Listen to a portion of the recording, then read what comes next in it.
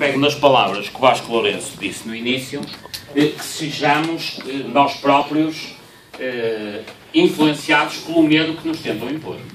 Portanto, de facto, hoje uma das marcas, como é que é dizer isto, psicossociológica da sociedade portuguesa é o medo.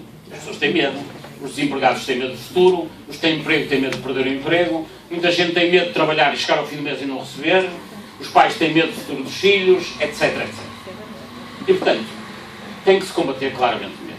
Não podemos permitir que nos imponham este medo e o medo e a tristeza. Assim, o medo combate-se com coragem. Isso não há outra forma.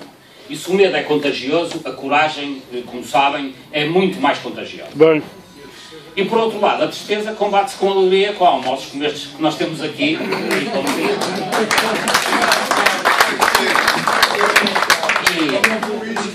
Agora, o que é que há que fazer? O combate à corrupção não se faz de um dia para o outro, mas faz-se em 4 vetores. Aumento da transparência, que essa é uma obrigação social. Todos nós podemos contribuir para o aumento da transparência. Passando informação uns aos outros, escrevendo nas redes sociais, nos jornais, ou falando na televisão, ao nível em que temos capacidade de intervenção. Aumentar a informação é fundamental. Hoje nós somos bombardeados permanentemente com números e temos que fazer com que os números comecem a ser mais certos e possamos ter acesso à informação. Essa é a primeira dos combates. Depois há outro que é a simplificação legislativa, isto só se consegue pela via política. Tornar as leis que têm incidência económica simples e justas, isto só se faz no Parlamento. Não há outro sítio onde se possa resolver este problema.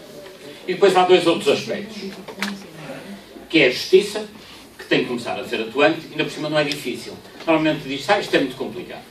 Se houver tribunais especializados na área da corrupção e crimes conexos, como há na família, como há no trabalho, portanto, a especialização dos tribunais é que permitirá que passe a haver magistrados do Ministério Público, juízes, advogados, etc., especializados na matéria, que permitam que haja inquéritos, acusações, julgamentos justos, condenações e prisões.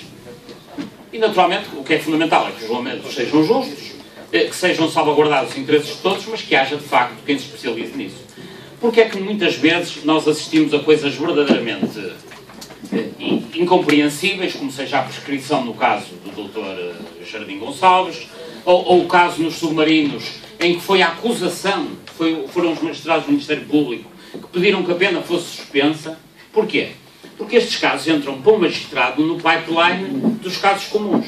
Ou seja, o mesmo magistrado hoje pode estar a olhar para um processo de alguém que roubou os pacotes de leite no supermercado e amanhã vai estar a estudar o caso dos submarinos.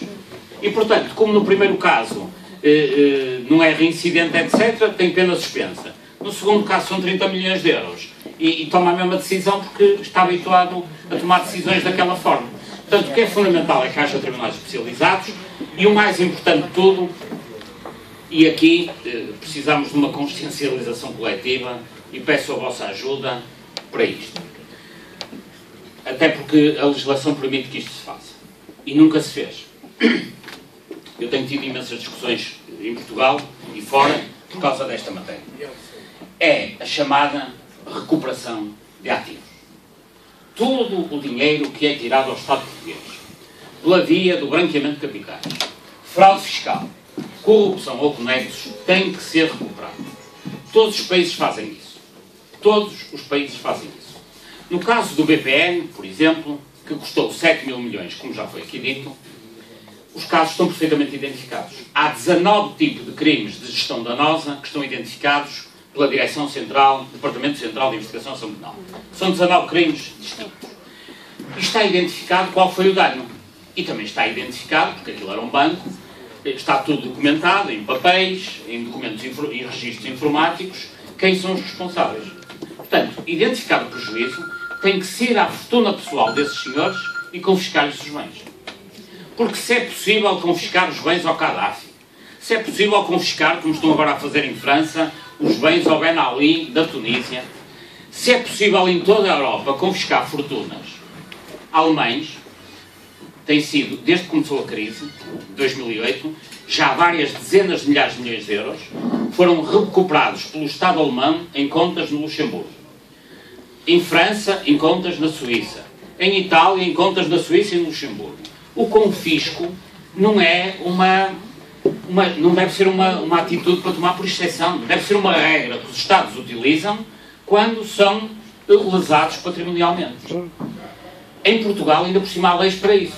Há a legislação de recuperação de ativos, é 2010-2011, que permite que, sendo identificado o dado patrimonial e identificado o responsável, independentemente do aspecto criminal, se é preso, se não é preso, etc., podem demorar a decidir isso. Mas o dinheiro devem ir buscá-lo já. Já.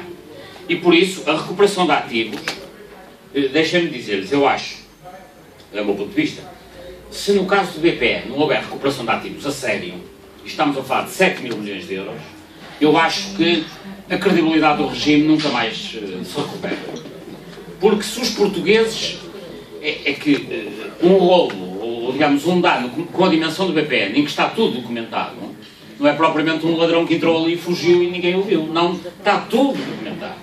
E, portanto, não há regime que aguente credibilidade se não tiver um mínimo de vontade política e um mínimo de competência na justiça para recuperar uma parte substancial desses 7 mil milhões de euros.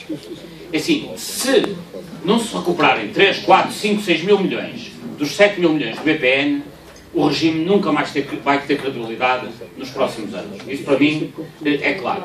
Eu acho que este aspecto da recuperação de ativos não precisa de leis novas, não precisa de magistrados novos, não precisa de nada novo, precisa de vontade. Bom, e depois é evidente que tem que ter magistrados com meios. Não pode ser magistrados, como às vezes para... Eu tenho-me acontecido coisas, de facto, do outro mundo, parece que estamos em África. Eu aqui e ali, alguns magistrados querem falar comigo, e agentes da judiciária, por causa de opiniões que eu emito, e normalmente, como eu vivo no Porto, eles dizem: ai, não temos dinheiro para ir ao Porto falar consigo. Mas é que é verdade, a culpa não é deles. É evidente que tem que haver magistrados, que têm meios, que tenham meios para conseguir tratar destes assuntos. Eu julgo que é o essencial do que me perguntaram. Se não respondi, pelo menos fugi bem.